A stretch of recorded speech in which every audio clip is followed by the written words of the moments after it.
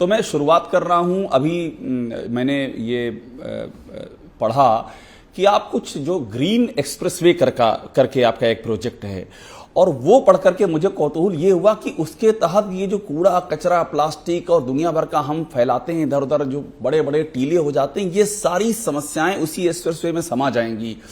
अब ये पढ़ करके मुझे इतना कौतूहल हो रहा है कि आप जब इसका बताएंगे तो और वो कौतूहल बढ़ेगा। तो जरा मुझे ये समझाइए कि ये आपका जो प्रोजेक्ट है ये किस तरह से आप इंप्लीमेंट करने जा रहे हैं इसको।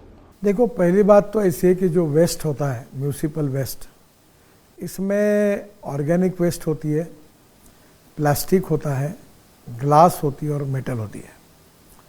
हमने स्क्रैपिंग पॉलिसी लाई जो मेटल से सर्कुलेशन इकोनॉमी में एल्यूमिनियम, कॉपर, इसका रिसाइकलिंग होता है, तो वो पैसा होगा जिससे रोजगार तैयार होगा। फिर प्लास्टिक से क्रूड पेट्रोल बनता है और वो भी हम लोग डीजल में, पेट्रोल में डाल सकते हैं, चला सकते हैं। जो ग्लास है उससे हम प्रोसेस में कंक्रीट बनता है और उसका वजन हल्का होने के कारण वो बहुत ही उपयोगी और कॉस्ट इफेक्टिव है। ग्लास की बात कर रहे हैं? ग्लास से, वो ग्लास की पाउडर सीमेंट में डालकर उसका कंक्रीट बनता है। तो उसके बाद अमेरिका से अभी टेक्नोलॉजी मिली है। IRC और सेंट्रल रोड ऑर्गेनाइजेशन को हमने कहा ये वेरीफाई करो, तो ग्लास का भी उपयोग होता है। सबसे बड़ी बात है जो बाकी का वेस्ट है, अभी हमने 30 लाख टन जो गाजीपुर का कचरा था वो दिल्ली के UR2 रोड में डाल दिया, तो 7 मीटर टेकड़ी की हाइट कम हुई। 7 मीटर जो गाजीपुर की लैंडफिल साइट है, जिसको लेकर के इतना हम काम कचरा रोड में डाला। अभी हमने 25 से 30 लाख टन कचरा अहमदाबाद डोलेरो रोड में अहमदाबाद का डाल दिया। और 2 अक्टूबर को हम गांधी जी का स्मरण करते हुए हम ये कचरे के बारे में एक पॉलिसी बना रहे हैं कि भारत में नगर परिषद, महानगर पालिका में जितना कचरा पड़ा हुआ है उसको सेग्रीगेट करेंगे और वो रोड कंस्ट्रक्शन में हम यूज़ करेंगे, ताकि हमारे देश को स्वच्छ भारत अभियान जो गांधी जी ने हमको दिया है और मोदी जी के नेतृत्व में हम जिसका हम लोग स्वच्छ भारत करने की कोशिश कर रहे हैं, उसमें बहुत बड़ा सहयोग होगा। गडकरी जी, दूसरी बात एक आपने जो पूछी थी वो इम्पोर्टेंट है कि आपने ये पूछने के पहले मुझे आपने जिक्र किया था G20 का और उसमें क्या फ़ायदा होगा। तो G20 का फायदा गांव, गरीब, मजदूर, किसान को क्या होगा, ये बहुत महत्वपूर्ण। एक चीज जरा मैं इसको क्लियर कर लूं, उस पर मैं तुरंत आ जाऊंगा। ये आपने एक बड़ी बात अभी आपने मुझे बताई कि जो गाजीपुर का लैंडफिल साइट है उसका जो आपने एक बड़ा हिस्सा, एक सिग्निफिकेंट हिस्सा उसको आपने डाइवर्ट करके इसमें लगाया है। जिस रफ्तार से आप ये प्लान कर रहे हैं, अगर मैं आपसे ये समझना चाहूँ कि गाजीपुर का जो कूड़े का पहाड़ है, जो कि एक प्रतीक बन चुका है कूड़े कचरे का दिल्ली NCR में, कब तक खत्म कर देंगे?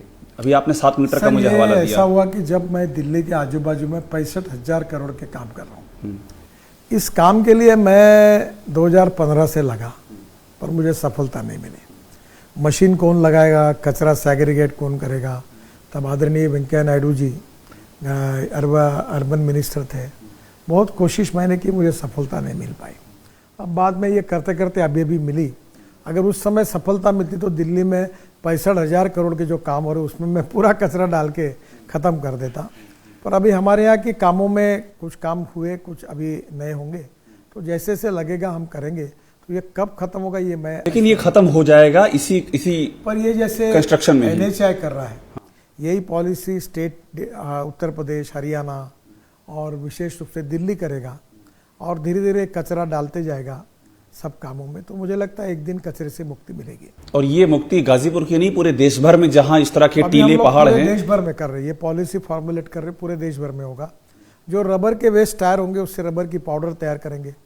बिटुमेन का भाव 50,000 रुपये टन है, 30,000 रुपये टन पाउडर है, तो रबराइज बिटुमेन तैयार होगा। तो उसके कारण मैंने अभी इंडियन ऑयल कंपनी के चेयरमैन है वैद्य, उनसे बात की, मैंने बोला आप ही लो 30 रुपये किलो से रबराइज बिटुमेन हमको बेचो, तो बिटुमेन की कॉस्ट भी कम होगी, क्वालिटी भी सुधरेगी। और ये 7% प्लास्टिक डाल रहे हैं। फिर हमने बाम्बू का क्रैश बैरियर बनाया सक्सेसफुली, जो अप्रूव हो गया। हमने करोड़ों टन फ्लैश डाली रोड में। ये जो स्टील स्लैग होती है वो हमने रोड में डाली। इतना ही नहीं तो हमने 68,000 पेड़ को, बड़े बड़े 100 साल पुराने पेड़ को ट्रांसप्लांट किया।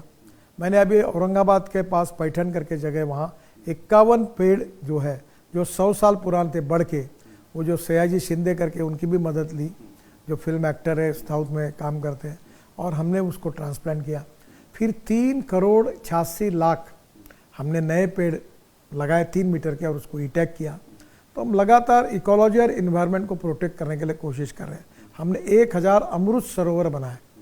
पीने वाले पानी को, जैसे जो पानी होता ना, दौड़ने वाले पानी को चलने के लिए लगाओ, चलने वाले पानी को रुकने के लिए लगाओ, रुके हुए पानी को ज़मीन को पीने के लिए लगाओ। गांव का पानी गांव में, खेत का पानी खेत में, घर का पानी घर में। अनेक जगह पर पानी आ गया, जो कुआं 1 घंटा चलता था वो 24 घंटे चलने लगा। तो बहुत बड़ा परिवर्तन आया। तो हम लोग इकोलॉजी और इन्वायरमेंट को प्रोटेक्ट करने के लिए हमने बहुत इनिशिएटिव लिए और 2 अक्टूबर को विशेष रूप से हम इन सब बातों का फिर से एक बार जिक्र करके हम उसको आग्रह से इम्प्लीमेंट। अगर मैं इसको एक थोड़ा सा अलग हटके पूछूं तो आप तो केजरीवाल जी का वादा पूरा कर देंगे, जो गाजीपुर की लैंडफिल साइट वाला उनका वादा था खत्म करने वाला, तो आप इसी से पूरा हो जाएगा। इसमें राजनीति नहीं करनी है। कचरा कचरा है, कचरा कोई पार्टी के मालिकी का नहीं होता। इस समाज से और देश से कचरे को हटाना ये हमारा सामाजिक कर्तव्य है, राजनीतिक ये पूरे देश में लागू करेंगे आप? पूरे देश में हर जगह जहां भी इस तरह की कचरे हैं उसका हाईवे एक्सप्रेसवे के निर्माण में इस्तेमाल हो। और मैं एक बात अक्सर विकास के काम में मैं राजनीति नहीं लाता। राजनीति राजनीति की जगह पर है, विकास विकास की जगह। ठीक है।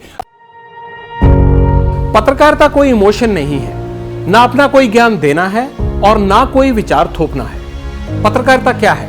पत्रकारिता का मतलब है सही जानकारी इकट्ठा करना और तथ्य बताना।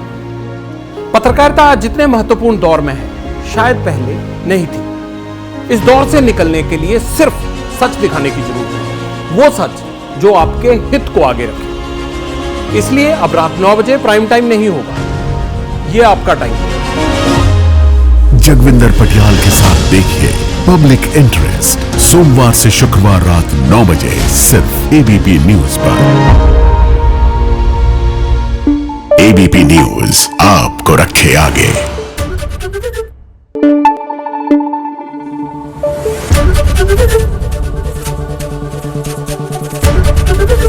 एबीपी न्यूज आपको रखे आगे।